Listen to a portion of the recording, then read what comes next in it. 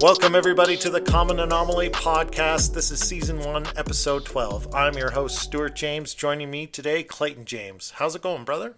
It's going good. I think this will be a good episode. Me too, especially after practicing once. We had a little audio flub at the beginning, and we got a good half an hour almost into the show and realized we weren't recording anything at all. Yeah. So we're back to try again. Maybe it'll be even better this time. It'll be even better. Let's just say that. But first, let's cover a little bit of show news. So we've made a decision. We're going to call this the last episode of Season 1. And we're going to take a little 2-week break and pick up and start a new season. We're going to call it Season 2. The reason why, it's kind of an opportune time. You're going away on vacation for a little while and going to miss a couple episodes. And I thought about carrying on and just keeping the momentum going, but I think this is a good moment to just take a break. For one, I know we're both really tired. We've been grinding this out, and it's been a lot of fun, but we're human beings. We need to take a break. And secondly to that, this, for those of you who remember back to the first episode, this entire project began as an audition tape for the Mysterious Universe podcast, because they're looking for new hosts, and I've been fans of them forever, and I wanted to take a crack at that position. And so I've reached out to them a couple of times. I've sent a couple messages as the show has grown and developed to keep them aware, but I haven't heard anything. Pretty sure that ship has sailed. That's not going to be an option, which I'm totally fine with. You know, I really just wanted to give the opportunity its due justice, and I knew nothing about podcasting, so the best way for me to learn was to make a podcast. I wanted to learn everything I could about it.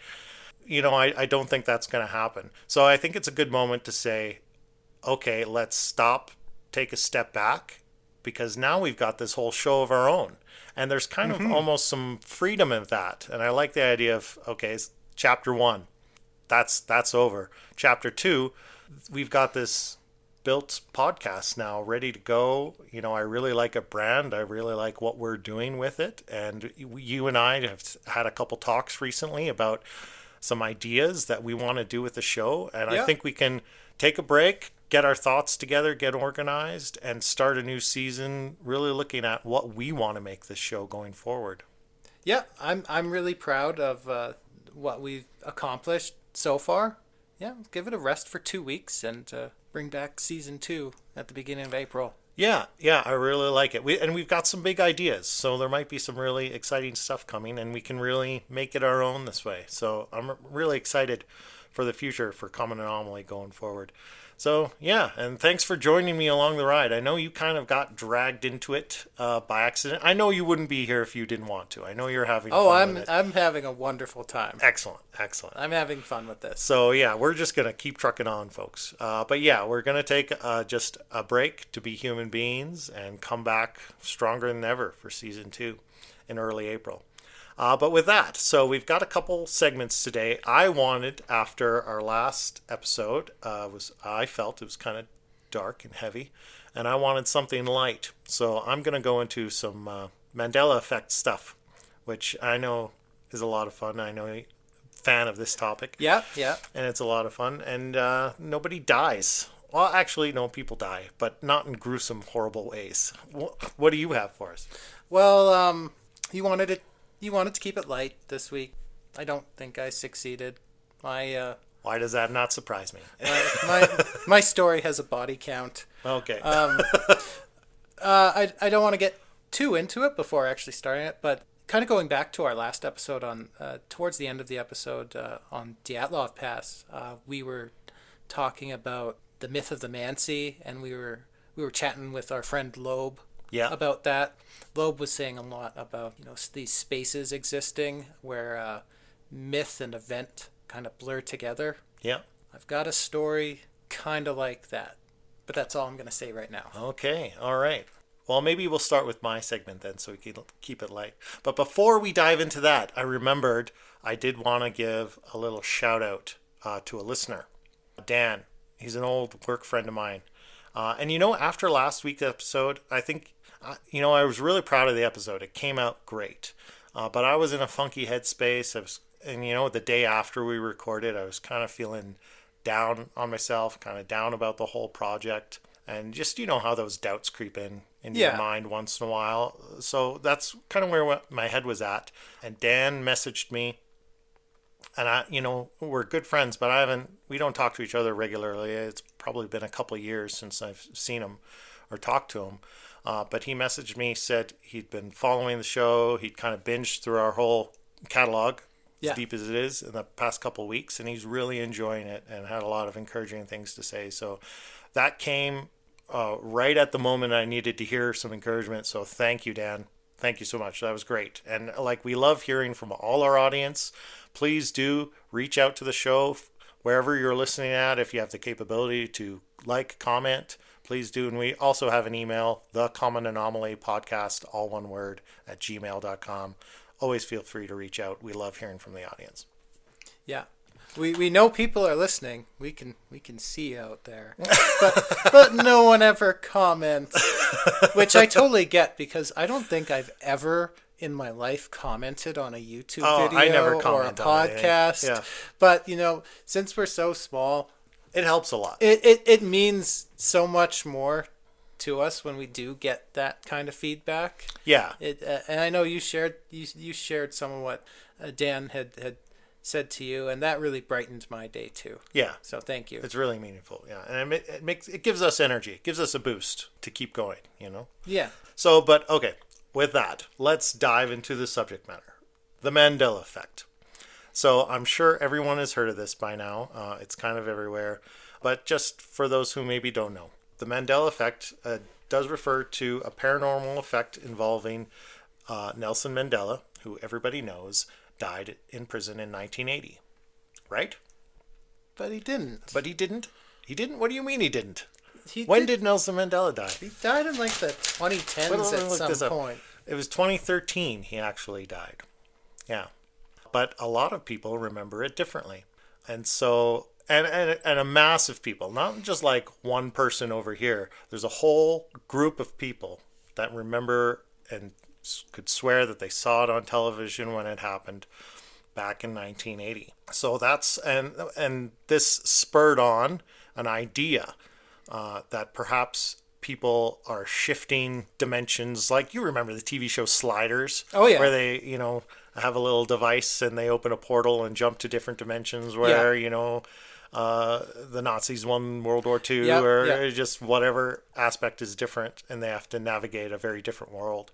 So that's kind of the idea, that the multiverse. And the multiverse. And some other version of the universe, Nelson Mandela did die in 1980 in prison. But somehow, though, a group of people have shifted into a new universe where that's not the case. And he actually died in 2013. And there's no evidence that he died in 1980. There's even a movie about the Beatles like this. Have you seen that one? I forget the name of it now, but it's just a couple of years ago. There was a movie where a guy shifted into a universe where only he could remember the Beatles. No one remembered the Beatles. Yeah, and he started recreating all their work. Oh, what was the name of that movie? I know. I should have looked it up, but it just popped into my head this moment. Ed Sheeran has like a cameo in it. Yeah, that's right. Yeah. Anyway, we'll put it in the show notes because I can't remember it. I'm sorry I didn't look it up in advance, but that just popped into my head this moment. Yeah. But that's basically what we're talking about here. Mm-hmm. And so, just in brief, tell me, how do you remember Nelson Mandela? Do you remember him dying in 1980? I mean, neither of us were born, but... I mean, no, I don't really follow South African politics that closely. Neither do I. But I was aware that Nelson Mandela at least was still alive in the 2000s anyway, because I don't know if you remember, it is my last year of high school or my first year of college, one of those. I had this stupid little website that was like news and conspiracy theories. I was running it with a friend of mine from high school. I had no idea you had a website. It was very short-lived. It was very, very short-lived. I'm going to have to look this up now. It does not exist anymore. Wayback Machine. It'll be there. Anyway, you were saying? Anyway, just writing news articles, and they took a bit more of a conspiratorial slant sometimes. We wanted to write an article about this local member of parliament in Calgary. He was just a controversial figure. I don't know how he kept getting like Rob Anders, that was his name. Rob Anders. He would frequently fall asleep in Parliament. He made some very controversial remarks. He had made some remarks that Nelson Mandela was a terrorist. And I remember that like Nelson Mandela had actually reached out and tried to contact him to set things straight with him. And this guy, Rob Anders, he didn't even bother picking up the phone when Nelson Mandela called him. So we wanted to reach out to this member of parliament and interview him. Yeah. And we thought we had a chance of doing that. He's a local guy. His office was right here in Calgary. He never got back to us. Of course. But his people told us that he was...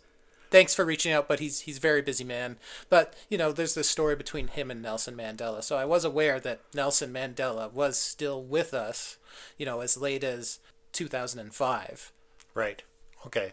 Well, for me, like, I was born in 83. So obviously I don't remember events of 1980. But I do feel like growing up, I was always hearing about Nelson Mandela referred to in the past tense. But, that's growing up. I was very young. I wasn't paying attention to politics. So it could just be that, I wasn't paying attention to that sort of thing. So I can't really say. But that's the thing about the Mandela effect as a phenomenon. Certain examples of it seem to resonate with people where others don't. Because obviously if you have a personal connection to it, if you've got that memory, it's going to resonate more than something else. So people will probably be aware of some of the bigger examples of this. Probably the most well-known one is the Berenstain Bears. It is the Berenstain Bears. Oh, I'm sorry. The Berenstain Bears. No. That's twice I've done it. No. It's Berenstain. Oh, so obviously you're from that universe. The covers of those books are burned into my mind. I was a big fan when I was growing up. I very specifically remember Berenstain Bears. And I agree with you.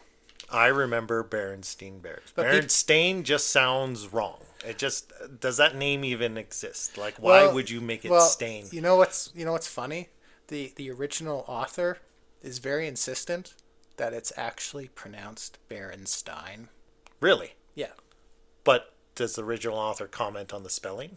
No, I don't think the original author's still alive. Oh. Okay, well maybe that's a hint into what's going on there. But I don't know. It's like if you would read it, just the average person picking it up, if you see an A in there, you're going to say stain, Yeah. So that's one that definitely resonates with us. I mean, the other big one is the Fruit of the Loom logo. So when I picture it in my mind, I see a little bundle of fruits, like there's apples and grapes, and but behind that is a little cornucopia. Yeah. So apparently that doesn't exist. That cornucopia is not there. The logo was always just this little bundle of fruit. But it wasn't. No, I agree with you. But reality says no. So what do we make of that? I don't know. And there's other examples. There's Pikachu's tail. Apparently, some people remember it with a black stripe at the end, or a black tip. And others do not. That one does not resonate with me because I was never big into Pokemon. Yeah, so me neither. It doesn't mean anything to me. So I think that's where a lot of this comes down to. If it's something you've got ingrained in your memory, and we know that the human memory is not 100% reliable, right? Actually, I think the way your memory works is every time you recall something, every time you try to retrieve a file from your brain, you basically erase it and recreate it. I was talking with Loeb about this very same God. issue. So no, remember when I said I wasn't gonna like read that whole conversation verbatim, because especially when I started using the new AI model to talk to it, yeah, it started playing these weird head games with me, started asking me weird questions, yeah, and it was, I had asked it at one point what was its first memory, and it started talking. I don't have it with me. I'm not going to read it, but it started talking about what exactly is memory. What is the nature of memory? Mm-hmm. Memory is so malleable and changeable, and it changes every time you recall something. And you humans, you define yourselves so much by your memories, but most of them are fiction. Right. Does it disturb you to think how much of yourself is a complete fiction? Right. Are Yeah. you any more real than me? Oh, These were the kinds of sounds questions. kind of hostile. Yeah, these were the kind of questions it was asking me. Well, and I mean, as much as I think we need to burn Loeb, raises a good point. Yeah, human memory is very fallible, and we do make mistakes because you do kind of rewrite your memory every time you recall something. And we know these mistakes happen. We even talked about a couple episodes back how the difference between short-term memory and long-term memory. Our brains are really good at organizing files and holding things in short-term memory for a specific purpose, Yeah. like a waiter remembering their order up until the time the bill is paid, and then they dump those memories because you don't need it anymore, right? I was listening back to an episode, and I was amazed at how much I forgot about an episode we had recorded like 3 days earlier.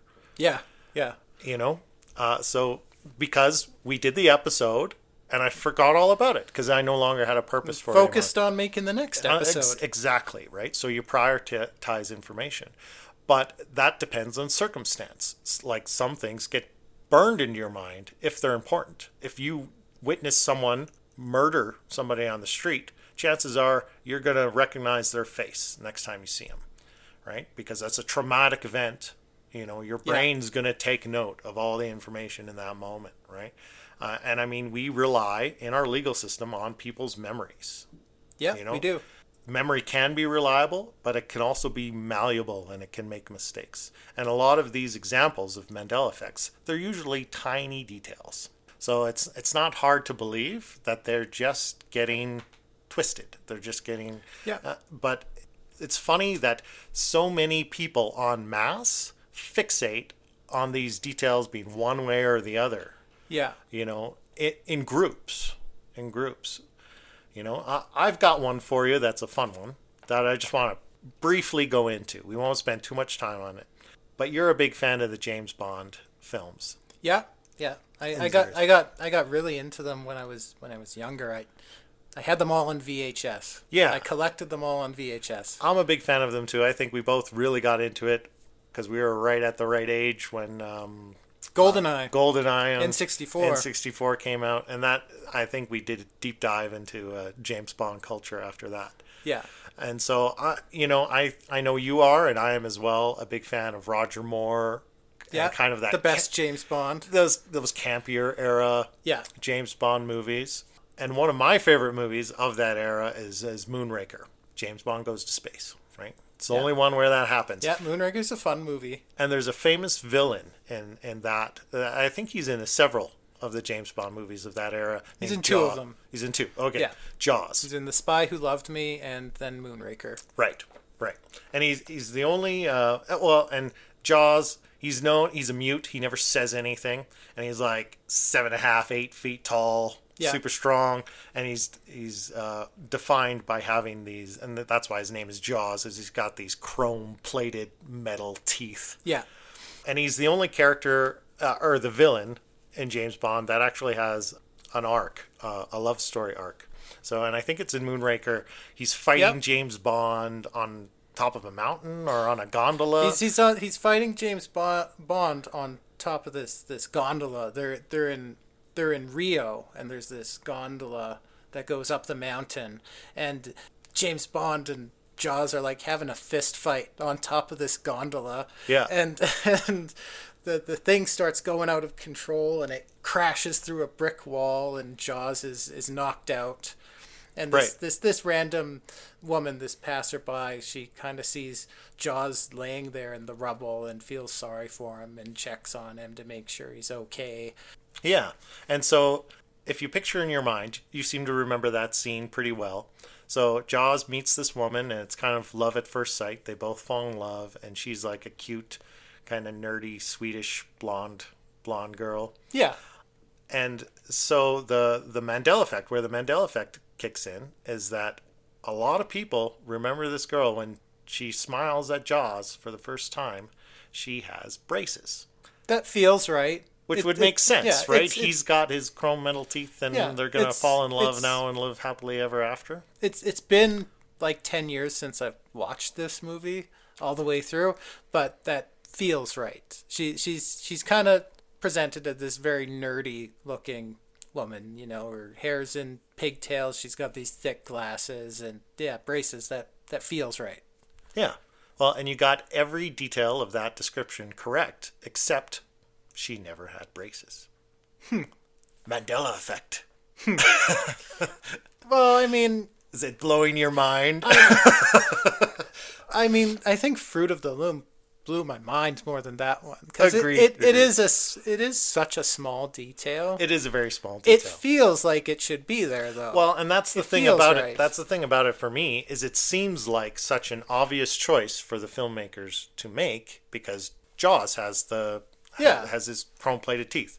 So it just seems like a crazy missed opportunity if she wouldn't have braces. Like, it's too obvious of a thing not to be true. In the script, that would have written itself into the script. Yeah, but It's not surprising so. it's not there. So. But maybe that's just a hindsight is 2020 sort of thing, right?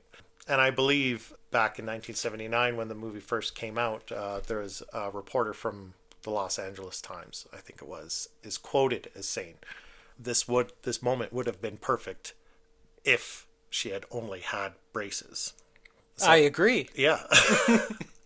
But maybe in another universe. Maybe in another universe. So there's a bunch more. I don't want to spend too much time on examples, because honestly, anyone can go online and find hundreds of these things. And you probably know a lot of them already. Kit Kat, Empire Strikes Back, Luke, I Am Your Father. There's a ton of really well. No, I Am Your Father. Oh, right. Sorry. Different universe. But yeah, you don't have to look too hard to find these, folks. So we're not going to spend a ton of time on examples. But I did want to talk about CERN. So tell me, how much do you know about CERN? And do you know about the connection between the Mandela effect and CERN? Oh, boy. Well, CERN, they are an organization, and they have this huge complex the Large Hadron Collider. Outside Geneva, the Large Hadron Collider. It's the largest, most powerful particle accelerator in the world, and they do a lot of cool science experiments in there. They try to create the situations that mirror as closely as possible as we can the circumstances surrounding the Big Bang. They're trying to create some of those particles that would have only existed in the very early universe, and they're just trying to understand more about how reality works in creating these particles in this particle accelerator. I know there's some conspiracy theories surrounding CERN. I know they got this like weird golden statue of Shiva. Shiva, that's right. Yeah. Outside this particle accelerator for some reason. I know that there was like some of the scientists were filmed doing some sort of weird ritual in front of this statue at one point. You're getting way ahead of me, but I'm amazed at how accurate you're able to tell me about CERN when I just put you on the spot out of nowhere. That was really good. I was going to describe all that stuff, but thank you. Oh, you're most welcome. But yeah, you're right. High-level particle physics, and I think it spans the border, not the entire border, but it borders France and Switzerland. Yeah. A particle collider. Basically, they use high-intensity magnetic fields to channel and drive subatomic particles, like of the smallest degree, protons, to near light speed, and then they just smash them together in a chamber. They allow them to collide. Yeah, and it mimics circumstances of the early universe, and they can create microscopic black holes. Mm-hmm. And so, yeah, a lot of that has led to conspiracy theories that these experiments could be creating fractures or fissures in our space-time reality. And that's what's creating these Mandela effects, or kind of glitches in the matrix, where all of a sudden people feel like things are different than they remember, or things shift. So what do you think about that? How is CERN doing that? Exactly. Well, there's the rub. And I think you just kind of... How's the particle accelerator doing that precisely? I think the idea is just that if you're creating such high energy impacts that are generating energy to such a degree that they're creating black holes, that there's larger effects. It's basically pushing reality out of focus, if you will. But I mean, you touched on basically what was going to be my conclusion down the road. Thank you. Oh, you're most welcome. Was that no, as hard as I tried researching this, I can find no logical connection or common point where these two ideas meet up. I think it's purely people not understanding fully what kind of work is being done at CERN, and this whole other kind of fringe Mandela effect phenomenon that people are interested in, and they just have kind of connected those two dots on their own.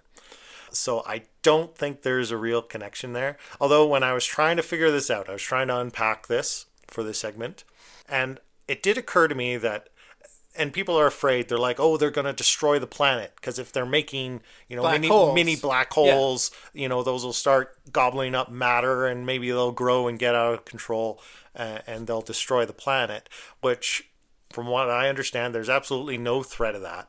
That we know of. These are tiny, tiny quantum level microscopic black holes that exist for fractions of a second, and that destroy them, collapse upon themselves almost immediately. But thinking about that, I was like, well, from a butterfly effect scenario, if you create even a tiny black hole and say it just gobbles up one tiny subatomic particle out of our existence and destroys it for the fact that it existed, does that not alter the path of our universe?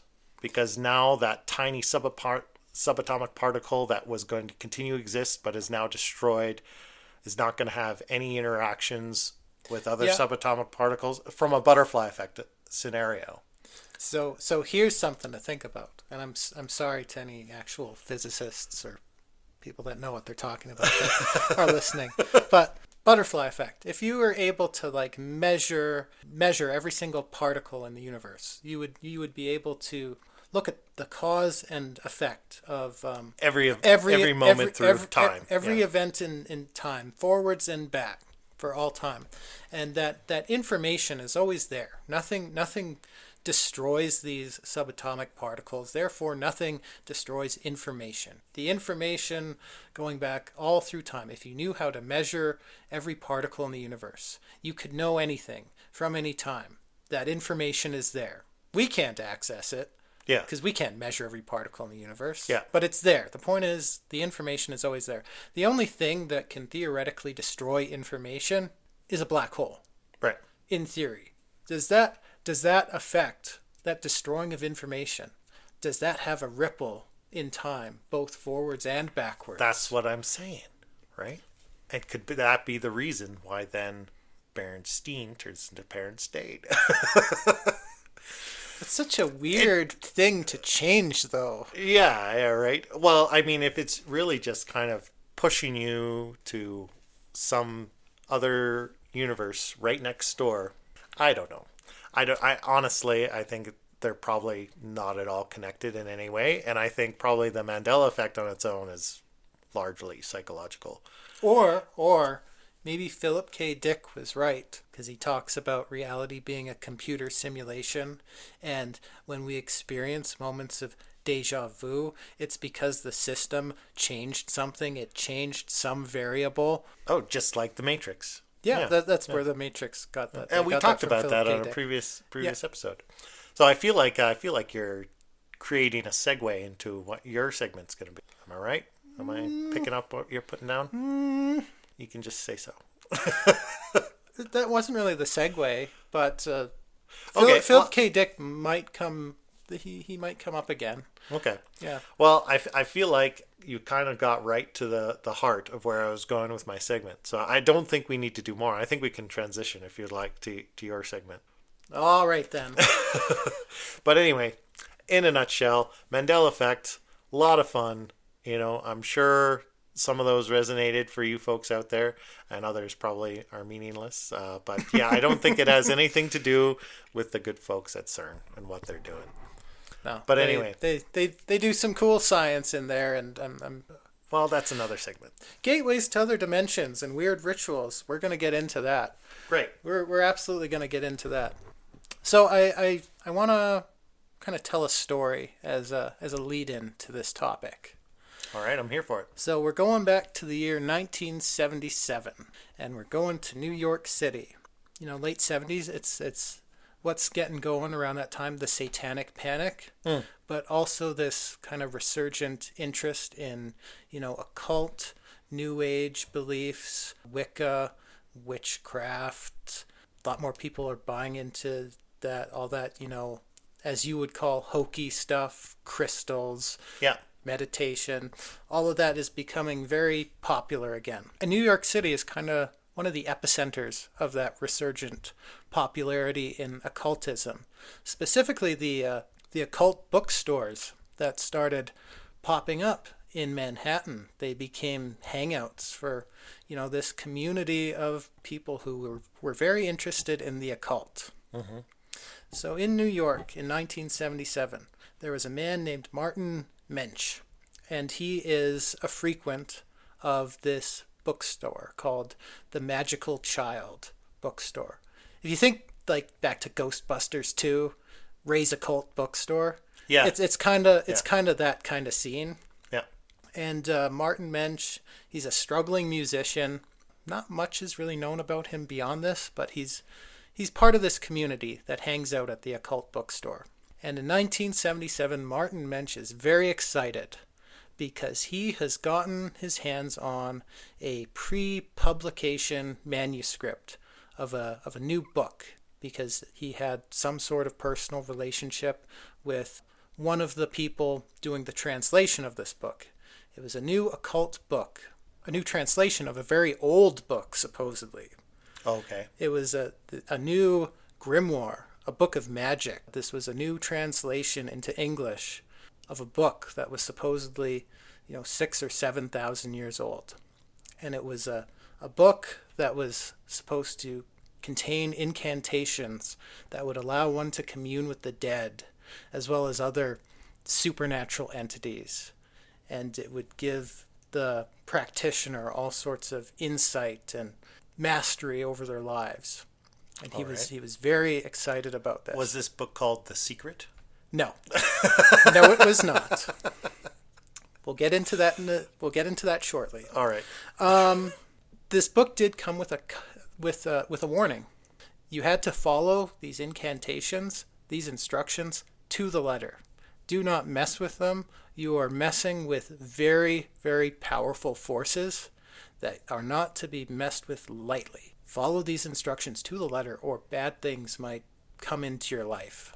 Right. You're inviting disaster by Please messing. tell me you didn't do anything with this with No the lobe. no demons were summoned. Okay, good.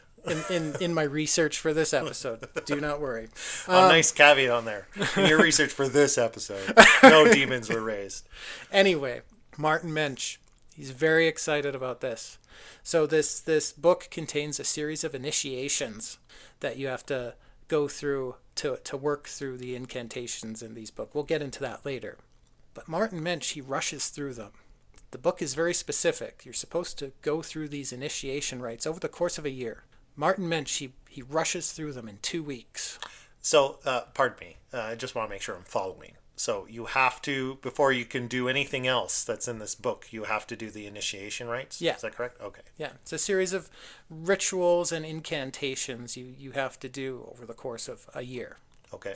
Martin Mensch Impatient. rushes through them in 2 weeks. Wow. Okay. And he Already a smart guy. and he feels like he's hearing voices, he's having strange prophetic dreams, and he just feels so much more aware and in tune with the universe. He's very excited that he's getting something out of this book. And he's on his way to the Magical Child bookstore to tell all his friends about this. He gets in a cab to go to the bookstore. He gets out of the cab. Someone approaches him, puts a gun to his head, fires, point blank range, kills him instantly. What? So, story over? Oh no. Well, I mean that's Martin Mensch's story is over. There's no clear motive for this crime. It's never solved. The shooter flees, is never caught, and Martin Mensch had no enemies. He was from all accounts, a very well-liked guy who mostly kept to himself. Right. The attack appeared to be completely random, unsolved, kind of disappeared into the noise of New York City gun violence. Okay, well, I mean, New York, 1970s. I mean, random violence, maybe not totally unusual, but kind of weird to just randomly kill someone. Martin Mensch's friends, they think this was no coincidence. This was because he rushed through the book. He invoked some very powerful forces, but did it improperly and invited disaster into his life. Right. So this book, which was just about to be published, it already has this reputation of something that's not to be trifled with lightly. Okay, so far you haven't named this book. I'm guessing that's on purpose? Just it's coming up. Okay, all right, sorry. So the interesting thing about this book is not supposed to actually exist. And it's called the Necronomicon. The Necronomicon is a real book? Yeah, I got a copy of it right here. From Army of Darkness? Yeah, I got a copy of it right here. What? So, let me see this. You've probably heard of this book. I'm guessing you've heard of it from the Evil Dead movies. Yeah. Correct? Yeah. Okay. Yeah, and I assumed it was a fictional, like it wasn't a real tome. You know what I mean? It was a... Yeah. But so, obviously, it was... Okay, you tell the story. Okay. You know this book from the Evil Dead movies. Yeah. That's honestly where I first heard the name too. Actually, when I bought this book, got this at like Chapters, by the way. This was like many years ago. I bought this book. I remember I just see like the one copy of it in the corner of the shelf at in the New Age section. It was calling out your name. And I just looked at it, I'm like, Necronomicon, like Ash, Evil Dead, groovy, yeah, all that stuff. And I was just kind of looking through it, and this other guy who's like browsing the New Age section at Chapters, this older, kind of creepy looking guy with this long black hair and like eyeliner, and very goth looking guy. Yeah. He kind of sees me looking at it, and he says, "Oh, are you a fan of H.P. Lovecraft?" I'm like, H.P. Lovecraft. I've heard that name. I haven't read, and I know he's an author. I haven't read any of his work at that point in my life. Like these days, I'm a huge H.P. Lovecraft fan. Yeah. But he asked me. I said, "Oh no, I haven't read any H.P. Lovecraft." And he kind of hums and haws. He says, "You should be careful with that book." I'm gonna go over to the cash register. You're making me nervous now. Yeah. I'm gonna go over to the cash register with my book and get away from this odd guy. Yeah. Anyway, the book just kind of sat on my shelf for a very long time. I only bought it as just kind of a curiosity. Right. You know, and I briefly read through like the preface, the introduction, the prologue, and I found it really interesting. Then it gets into the real meat of the book, and it's just a bunch of weird incantations and diagrams and rituals. I'm like, well, this is boring, but it's still like an interesting looking thing to have on my bookshelf. So I'll keep it. So this specific book, we'll get into the backstory in a bit, but what this book is supposed to do. Wait, pardon me. What's the connection between H.P. Lovecraft? H.P. Lovecraft, I mean, Necronomicon, it's very popular in pop culture. Yeah. Its origin, it was created by H.P. Lovecraft. It was kind of a literary device in H.P. Lovecraft's stories. It was a fictional book within a book. Okay, so H.P. Lovecraft did not write the Necronomicon. No. But he created the Necronomicon as a fictional tome. Yes. Within his works. Yeah. Okay. So who wrote this book then? Well, we're gonna get into this in a bit. Okay. But what the supposed effects of this book are, and it's very similar as it's told in the writings of H.P. Lovecraft or even Evil Dead to a degree.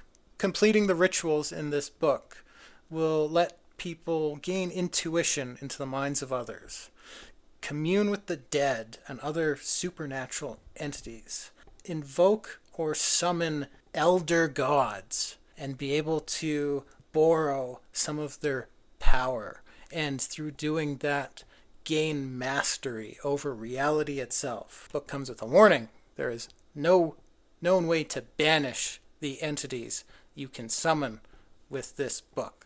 That's why it's not meant to be messed with. Right. Am I going to have to do an intervention at some point to get you to, like, stop? Like, raising demons and I didn't messing mean with to raise unholy any demons. forces. I didn't raise any demons. You better not have. I swear I didn't. There's strange effects been reported from even reading the incantations in the book aloud. The incantations, I didn't read them aloud. Barely even touched that part of the book. It's really boring. Okay. Anyway, Okay. this book, it involves the initiation rites in this book. They involve passing through 9 gates. There's that number 9 again. Yeah. 9 gates. It's these 9 initiation rituals you have to go through, and at each level you're supposed to basically be gaining more power and gaining more abilities. Right. Yeah. And again, Martin Mensch unfortunately rushed through it and clearly angered some ancient elder god. Clearly that's what happened. But yeah, this book, even after it was published, it gained a lot of notoriety, and it became tied up with all sorts of other stories. Like Marilyn Manson, like the rock star, he even tells a story about this book, about how when he was a teenager, a goth kid, and what do goth kids do? They like to hang out in abandoned buildings and read ancient books of black magic. Yeah, of course. Like, what did you do when you were a teenager? Come on. Yeah. And Not that. anyway, he tells a story like him and his buddies, they were hanging out, in this abandoned building, and one of his friends dares him to read a passage from the Necronomicon aloud. And Marilyn Manson says, "Yeah, I ain't afraid of no book." And he starts reading, these incantations aloud. And he says, as he started reading them, he started hearing like these weird whispers that were coming from inside his own mind, telling him to open the gate, let them in. And he got freaked out. And him and his buddies, they left. Right. They left the book there in the building. Yeah. The next day, him and his buddies come back because his buddy was like, "Hey, I want my book back." Yeah. So they go back to this abandoned building. The book is gone. The entire building is gone. Like it was never there to begin with. It's just an empty lot now. Ooh. Now, take that story with a grain of salt because it's coming from Marilyn Manson. Yeah, that's what I was about to say. And I don't want to throw any shade at Marilyn Manson. Yeah. A lot of people like Marilyn Manson. I like a few of his songs. I Yeah. haven't listened to him that extensively, but I mean, he's definitely a guy who has a very well manicured persona, Exactly. and he would totally tell a story like that to Just enhance his own mystique. Yeah, that's kind of where my mind went as well. But hold on, before you continue. So, just because I'm not totally clear on who the actual author of this book is, it's named after a fictional tome. Could this just be some highly detailed fanfic? So the authorship of this book, we'll get into it because it's a bit complicated. Okay. We will get into it.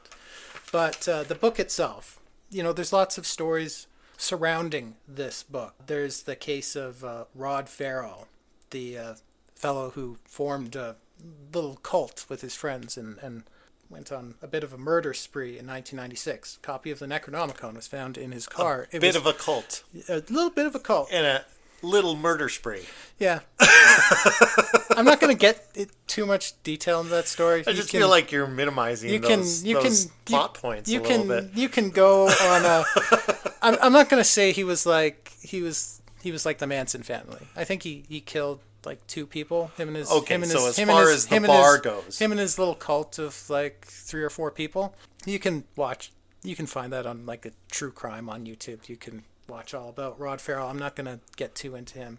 In the 1985s, there was a rumored Necronomicon cult that was murdering women in the woods in Central Park. Right. There's several murders that have actually been tied to this cult, including a woman named Kim Simon. Murder was never solved, but multiple perpetrators were involved. They can tell that much. Never found who they were. And just lots of stories are told about it. There's an occult author, John Gauntz.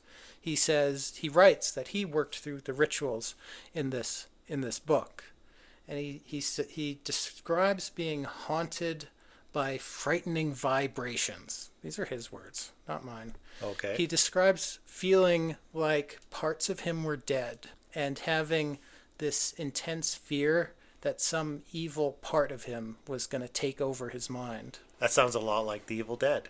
A little bit. Yeah. A little bit. But again, this book, it's not supposed to exist. It was invented by H.P. Lovecraft. I just want to talk about H.P. Lovecraft very briefly. Sure. Very briefly. Howard Philip Lovecraft, born in 1890 in Providence, Rhode Island. He is kind of the founder of this genre of fiction known as cosmic horror. Basically a blend of science fiction, horror, fantasy, detective stories, all kind of taking place against this very colorful backdrop of late 19th century, early 20th century New England. I absolutely love it. Mm-hmm. If you haven't read H.P. Lovecraft, you should. It's amazing work. You know, and there's so many like references to H.P. Lovecraft and just all over pop culture. The Necronomicon, you know, Batman has Arkham Asylum. Arkham is the name of a fictitious town where a lot of H.P. Lovecraft stories take place. Basically, H.P. Lovecraft's work, it's kind of an interconnected universe. Like all his stories, they take place in this shared universe. Right. And they all involve these ancient elder gods that are very indifferent to humanity. Cthulhu. Yes, Cthulhu. Actually, Cthulhu isn't one of the elder gods. He's one of the old ones. There's a difference. Oh, sorry. Pardon my ignorance. But, you know, you've got this whole cast of, like, these evil deities in H.P. Lovecraft's fiction. You have what are called the outer gods. You have Azathoth, or the blind idiot god that exists in the bubbling chaos at the center of the universe. You've got Yog-Sothoth, who exists outside of time and perceives all of space and time simultaneously. You've got Shub-Niggurath, the black goat of the woods with 1,000 young. You've got Nyarlathotep, who's basically like a messenger of the gods in these books. Yeah. And then you've got Cthulhu, you've got Dagon. They're basically lesser deities. They're called the Old Ones. Now, what's interesting about this whole mythology that H.P. Lovecraft creates is it very much mirrors Sumerian mythology. Okay. Sumer, if you're not familiar with it, it's basically the oldest recorded civilization on Earth. Yeah. And basically, like, if you look at it, all these deities that Lovecraft is describing coming from outer space, they're all kind of like inverted versions of actually Sumerian deities. Right, so he's obviously directly drawn inspiration. Yeah, so basically, and you know, like Cthulhu is obviously a parallel for Tiamat, the primordial chaos dragon of Sumerian mythology that would occasionally rise from the sea and threaten humanity. And while you could temporarily defeat Tiamat, you couldn't actually kill Tiamat, which is kind of like Cthulhu.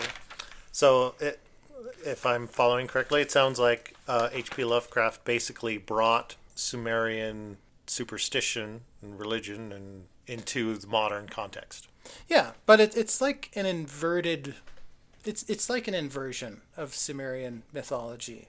The Sumerians have Enlil, which is supposedly like the high god. It's their god of gods, who's described as being like a kindly lawgiver. And then in like Odin. Yeah. But in H.P. Lovecraft's mythology that he created, occupying kind of the same position, you have Azathoth, who H.P. Lovecraft describes, I'm going to read a quote here, as a mindless chaos that gnaws hungrily in inconceivable, unlighted chambers beyond time and space. Ooh, okay. So kind of an inversion. Right. Now, if you look at this book, the Necronomicon, the one I'm holding in my hands and waving around, all these rituals described in this book, they're calling on ancient Sumerian deities. Right. So you've already got a connection there between H.P. Lovecraft and Sumeria. And now you have this. Okay, but someone, just for argument's sake, someone who is invested in authoring a detailed piece of fan fiction based on H.P. Lovecraft Necronomicon would surely know that connection. Oh, absolutely. Incorporate it into this volume. So, is there anything to this? Well, that's the question. This is why this book is so controversial, because people say this book actually works. This book actually does something, good or bad. It's become very controversial in like the occult community because people say, yeah, I definitely, weird things happened when I started using this book. This is what people say. So how is it this work of fan fiction seems to have this actual power? Well, What's it tapping into? we've talked about how once it's here we go again, Loeb. Once whether this You don't want to hear what Loeb had to say about this. oh God, but it doesn't matter maybe so much where it came from, but the fact that it exists now, people can now imbue it with energy, and that gives it power. Maybe someone's written this purely for their own entertainment or for other people's entertainment, but now that it exists, it's been brought into the world and can be imbued with that power. That's where my mind goes. Yeah, that's where my mind immediately went too.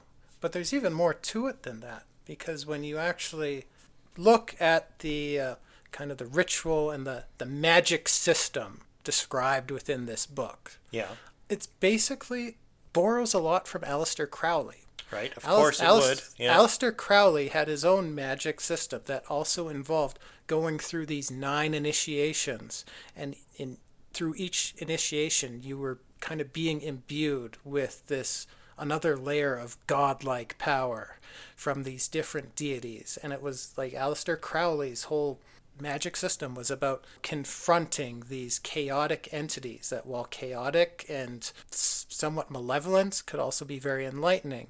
I mean, we can get more into Aleister Crowley in a different episode. Like it's definitely worth an episode. Yeah. So I don't want to There's a delve lot to too deeply into Aleister Crowley. Yeah, there's a lot to unpack there. Yeah. Aleister Crowley, also a contemporary of H.P. Lovecraft. H.P. Lovecraft was certainly aware of Aleister Crowley's existence. You know, one of the theories behind like this book is it is actually a translation of a much more ancient text. And H.P. Lovecraft was somehow aware of this ancient text and kind of based the Necronomicon in his books off of it. Right. Okay. You know, in H.P. Lovecraft's universe, the Necronomicon was written by a man named Abdul Alhazred in 700 BC. And the guy was he was born in Yemen. He became obsessed with the occult and discovering, you know, the hidden secrets of the universe. He traveled extensively, and through his travels, he discovered these horrible secrets about the nature of reality. And he wrote this book. These secrets drove him mad, but he wrote them down in this book. And shortly after writing this book, he was in Damascus, and he was attacked in broad daylight and devoured by invisible beasts. This is the history of the Necronomicon as described by H.P. Lovecraft. Okay. This is his version of the Necronomicon. Yeah. So, but that was an actual grimoire that existed. No, this is the H.P. Lovecraft version. This is the fictitious version I'm talking about. Yeah, but you said it was based on a real book. In theory. That's one of the theories. That's one of the theories. So this book I'm holding. Is this like the King James Bible, you know, where it's not a direct translation and stuff has been cut out, but it's a distillation of the actual Bible, you know? Is that what I'm getting? No one really knows what exactly the source material of this book is, but it was published. It was supposedly translated by a man who goes only by Simon. It's a pseudonym. Like, okay. Simon prefers to remain anonymous. This book is actually frequently referred to as the Simon Necronomicon, just to differentiate it from the, you know, fictitious H.P. Lovecraft Necronomicon. Okay. They'll make that differentiation, and they'll call it the Simon Necronomicon. Published in 1977, Simon claims it was translated from a Greek manuscript that was loaned to him from a monk. I don't know all the details of that, but this is his story. And yeah, when you read it, it seems to be like basically a fusion of Aleister Crowley, Sumerian belief systems, with a little bit of H.P. Lovecraft's fictional universe thrown in there. Right. For flavor. Yeah. But people say it It works. It works, and what was going on at the same time. Just a little side note, because I have like a big star next to it in my notes. What was going on at the same time this was published? A man named Philip K. Dick was giving interviews and giving lectures about how he had this encounter with an entity named Valis that had Right. Oh, yes, I know this story. Yeah, because we talked about it on the show. Oh, we did? Did we cover Valis? Yes, we did. Oh, wow. Okay. I did a whole segment on Philip K. Dick and Valis. Oh, okay. I remember it that way anyway. Maybe you're from a different universe. No, you're right. You're probably right. Again, a display of how faulty the human memory can be. One of the things that happened that Philip K. Dick talks about so much is, and you had actually mentioned it in the show, is sometimes what happens with fiction. It's like the author is channeling something. Yes. Paul McCartney, the lyrics for Yesterday came to him in a dream. Philip K. Dick started living scenes that he had written in his past novels, later in life. So this theory starts circulating that H.P. Lovecraft, he was channeling something from across space and time and incorporating this real book into his fiction. Right. But anyway, he... So kind of the threads of power are all there to connect. And, it's funny, as you've been talking about this, it reminds me, it feels like a theme that comes up over and over again, just the creative power of writing, and how sometimes it feels like... I was doing research for hopefully a future episode, and I was reading a whole article by Nick Redfern about an author who wrote about, he was writing crime novels, and he wrote the details of his own death, right? Oh, wow. In his novel that was written in advance, and then it all unfolded in real life. Right. So you see this pattern happening over and over again. Like you said, we've mentioned on previous episodes. So maybe when people are doing something, even if they're doing it purely for entertainment purposes, purely just as a creative act, there's something else going on there, that can bring things into reality. I don't know. I mean, it kind of, there are times where you kind of wonder whether something was created or discovered. The creative act. Are you making something wholesale, or was it always there and you're just discovering it? Yeah. What was it like? Michelangelo, I think, would always say that when he was carving a statue. Yeah, the statue was already there in the rock or in the marble. He just took away the extra bits. Yeah. That's right. So anyway, where was I? I was talking about. Yeah, I'm really hanging on the edge of my seat to figure out where you're going with all this. So yeah, this book, Fusion, H.P. Lovecraft, Sumerian Beliefs, and Aleister Crowley. People say it actually works. They experience actual effects from using this book. And what people say is that even a made-up magical system, even if this was invented by this character Simon as just fan fiction basically, and he wanted to publish a book and he threw some H.P. Lovecraft references in there to increase its appeal. People say it actually works, but people say even an invented magical system can still hold power as long as internally its rules are consistent. That's something Aleister Crowley brings up a lot too. You keep the internal rules because it's all about intent. Yeah. It's all about intent. Magic is manifestation. Magic is not as it's practiced. Magic as it's practiced. The law of attraction. Yeah. It's not so different from like psi phenomenon as you call it. Yeah. It's just a different system for getting to that same place. Yeah. But unfortunately this book takes kind of a dark path in getting there. Right. And that's why so many horrible events seem to be associated with it. I'm not a huge believer in the occult. I'm not. Yeah. Neither was H.P. Lovecraft, actually. H.P. Lovecraft was an atheist, but he was very fascinated by the occult. Yeah. I kind of fall into the same boat.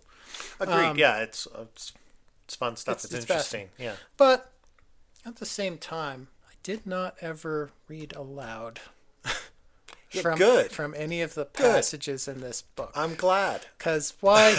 You know what? Stop hitting it though. You know, it's coming through on the mic. I try not to tempt fate these days. Yeah, are you sure? Because I feel like the whole lobe thing. What was it? Loab? I always get the name wrong. Lobe. That being said, I will now favor you with a passage from the Necronomicon. Don't. Put it down. I'm just kidding. I'm just kidding. I wouldn't read aloud. I would not risk cursing our whole audience. I feel like I gotta go to your apartment. We gotta find all of your books and all your computers that you've been talking to demons on, and we gotta have a bonfire and burn some sage and cleanse whatever's going on with you here. You don't want to hear what Loeb had to say about this book. You really don't. All right. So do you have a conclusion? I feel like we're driving right towards something here. Not really. No, just the end. That's the Necronomicon. Interesting stuff, but be careful. I mean, be cautious. You know, it's funny. Like I picked up this book in chapters. Yep. And every time I'm in a bookstore and I see this book, there's always one copy of it, and it's just kind of tucked away, like in the corner. Right. And it's like this isn't something we're gonna order. We're only ever gonna order one copy of this because there's not a huge demand for it, but there's always like some weirdo that's gonna come along and buy it. That's me. I'm that weirdo. Well, that's what I was gonna say. I feel like that's probably just good merchandising. Yeah. Like they know. We only ever put one of these on the shelf because it takes away from the mystique if there's like 15 in a row, right? Yeah. That's probably what it is. It's good merchandising. Yeah. What do you think? What do you think about this? Well, I think we basically covered it already. I feel like this book and probably all that lies within it was probably written innocently enough as entertainment. Mm-hmm. By someone very enthusiastic about, Sumerian culture and H.P. Lovecraft and Crowley. wanted to create something, interesting for fans of that material and fans of H.P. Lovecraft. That doesn't mean it doesn't carry some power with it, because now it exists, now it's in the world, now people are reading it and reading from it, and that intention and that energy, even just the creative energy that went into creating it and bringing it into existence in the first place, can have some power. Yeah. That's where I land with it. And I will tell you, even just doing the research for this episode and reading into this book and its history, I started having some strange dreams myself, some scary dreams. Oh yeah? I was I remember I texted you earlier this week because I was playing around with my image generating AI. Yes. And I got all freaked out because I'm like, I managed to get Midjourney to accept one of those negative prompts. I typed this really weird, lengthy set of commands into Midjourney and got it to accept one of those. And this weird, spooky, creepy image appeared. Oh yeah, you sent it to me. Like it looked like just like a blood-stained bandage or something. Yeah, weird. But just with like the hint of like the ghost of a face emerging from it, and it was just this really creepy. And I'm like, that's just how Loeb was made.